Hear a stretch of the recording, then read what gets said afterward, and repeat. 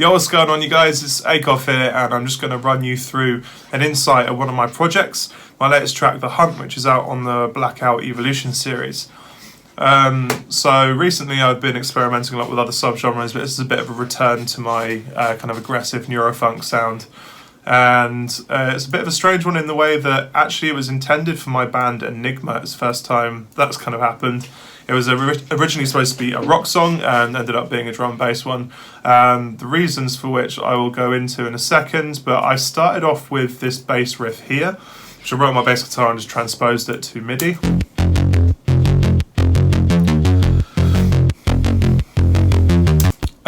And then I started layering a vocal on top of that. Originally, the idea of visualizing in my head was hunting rich people on horseback and killing them and cutting them up and feeding them to the poor. Because, you know, that's what goes through my head sometimes. I'm not a communist, I swear. And this is the vocal I recorded over it. I'm the rich, and I feed them to the poor. I'm the rich, and I feed them to the poor. I'm the rich, and I feed them to the poor. I'm the rich, and I feed them to the poor. I'm the rich, and I feed them to the poor. I'm the rich, and I feed them to the poor. I'm the rich, and I feed them to the poor. I'm the rich, and I feed them to the. So anyway, when I got to this point, I realised it bear a bit too much resemblance to Drowning Pool, Let the Bodies Hit the Floor. Don't know if you remember that song from, I think it was like the early 2000s. Let the bodies hit the floor, let the bodies hit the floor. So as a rock song, I felt like it wasn't really original enough to, you know, in a different context it's fine. So I thought I'd try and make a drum and bass track out of it. And as a result, it's one of the first songs where I'm actually kind of writing the intro first. I usually focus on the groove and the drop of the track first, but this was kind of working the other way around. So anyway, the elements I started to build around it to try and get that build up. Just some sort of kind of war drums here, using Addictive Drummer.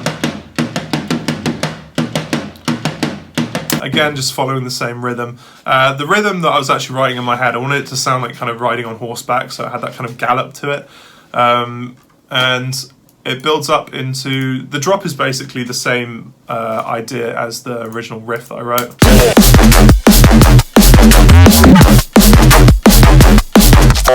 So let me just run you through my drums quickly. So starting with the kick drum, I've got kick 2 here, which is a great VST for making kick drums. I then took that kick sound in particular and freeze and flattened it, or bounced it to audio for those of you that don't use Ableton, and dragged it into Impulse, which is just a small drum machine in Ableton, and pitched it up nearly 2 octaves, just so that they're far enough apart that the other sound will then start to resemble more of like a transient of a snare. And that's how I sort of match the punchiness between the kick and the snare. Those are the most prominent features in my mix usually, so that's always what I tend to try and push out of that. I've also then just put a little EQ on there and boosted it at around, I think it should be around 200, just to get that kind of sweet spot in your ear. Then for the snare, let's just listen to these together. Excuse me. With the snare, there is a noise layer. That's literally just a white noise generated out of the operator, and then I've taken a little bit of the beginning out of it, just so I've just faded that out just so that the transient comes through nicer. And on the Addictive Drummer, I've used that for the main snare layer. And as you can see, I've changed the envelope at the front there so that it doesn't interfere so much with the transient again. And I made it pretty wide. It's got a lot of room level, overhead level. Again, absolutely love Addictive Drums. It's great for a track like this where you're trying to make a sort of synthesized rock song as well. I just want those kind of rocky sounding drums. And then the rest of the drums were just kind of layering kind of hats and kind of shakers and cymbals around it. So that little shuffle I think is from a break that was in the Black Sun Empire pack. These are just some hats from my pack. Little white noise again just at the beginning hit, which is sort of synthesizing an open hat, but I prefer to use this time. Excuse me. And yeah, another cymbal layer. So all together, the drums sound like this.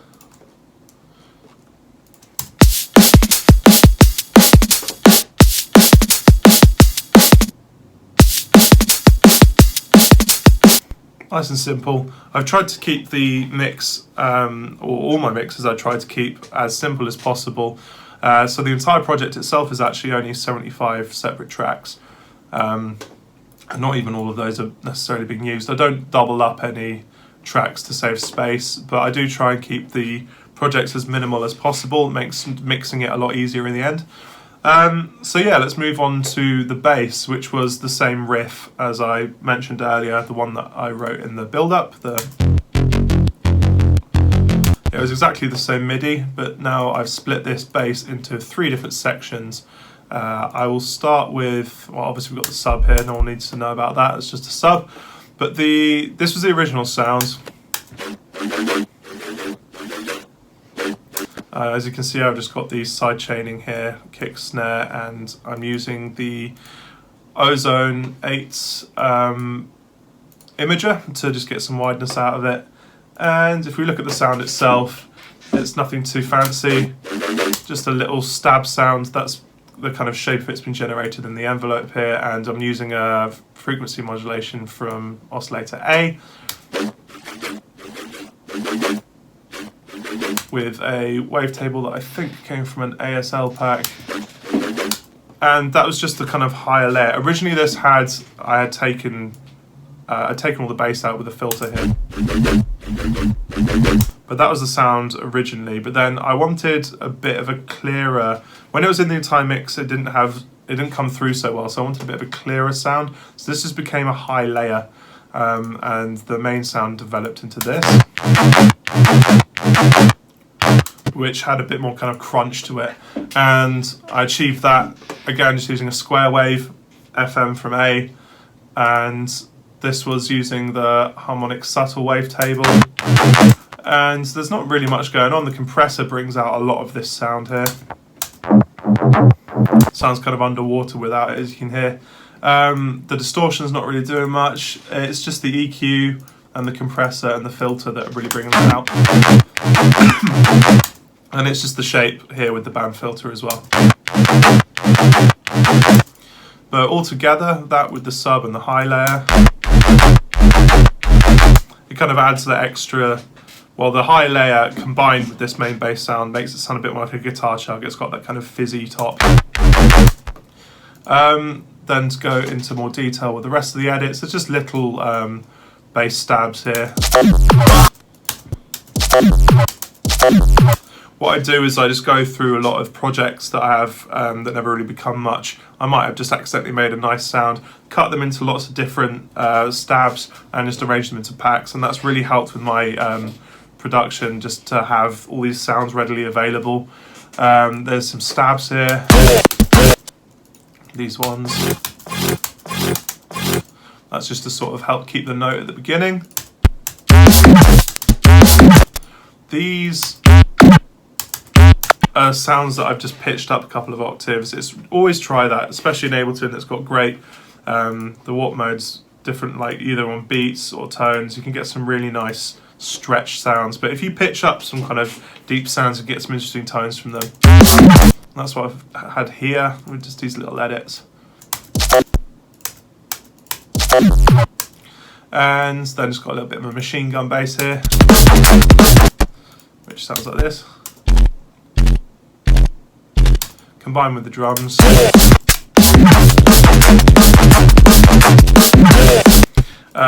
I've also taken the vocal here. It was just the word poor and just pitched it down, just sounded quite goofy, I liked it.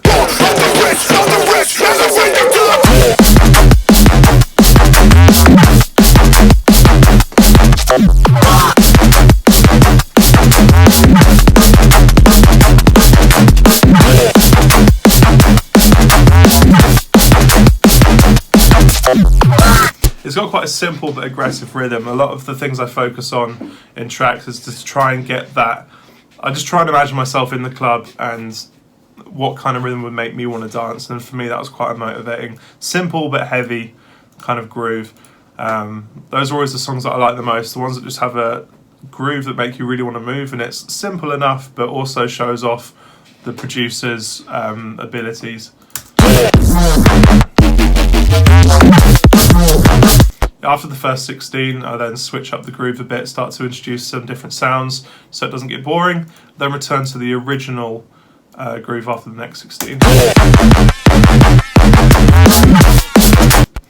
And then I'll start focusing on the more musical elements. So I actually wrote first this section here, which was, like I told you, the original idea I had, then worked my way through the drop, then got to this section before I'd actually finished the song. I wanted a bit of relief from the kind of endless, relentless kind of anger that this song is, and it was just supposed to be a nice calm moment that you just sort of have in the club or wherever you're listening to it, just as a bit of release from all that, and then it starts to build up. And this was just a chord pattern I was playing with.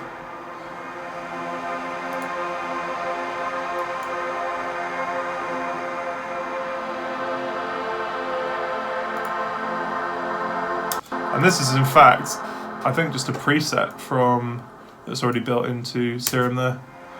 But it was that layered with this FM8 sound.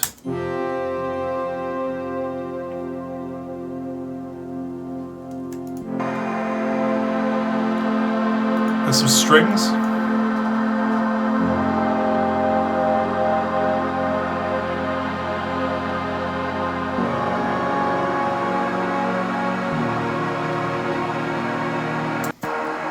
How nice, relaxing, but not for long.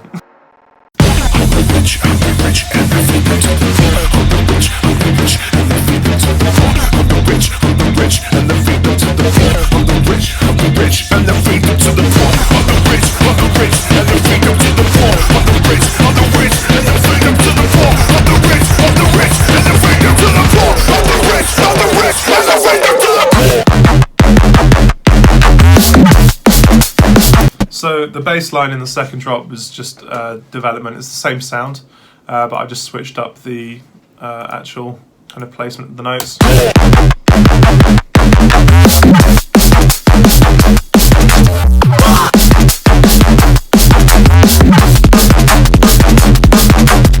So that's just a quick overview and a bit of an insight into my project. I hope that was kind of interesting for a bunch of you guys. And yeah, hope you're keeping yourselves entertained in this very boring lockdown time. Let's hope we get back to shows soon. Peace. Bye.